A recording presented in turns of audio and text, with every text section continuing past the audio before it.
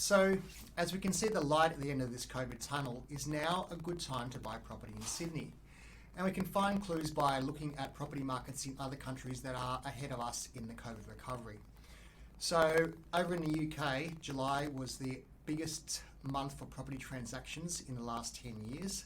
And that was a result of historically low interest rates, a temporary pause on stamp duty, and basically a whole nation of citizens not going away for their traditional summer holiday.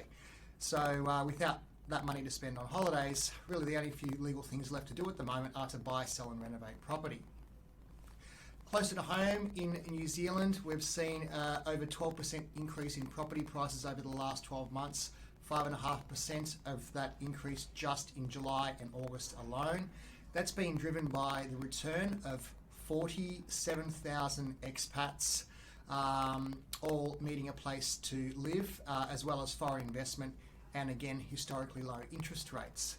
So the same factors that we can see in play to generate an uplift in the property markets of these two COVID recovered countries are also at play in Australia, and I guess that's why we aren't seeing the drastic falls that a lot of people have been predicting the last few months. And that makes me optimistic that we have a relatively stable support here for our current property market. In fact, the risk is probably that nervous banks see an increase in mortgage defaults and decide to make lending much tougher.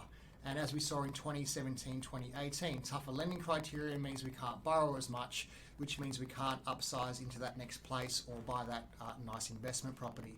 So if that happens, certainly there'll be a few of us looking and wishing that we had bought property now instead of holding on.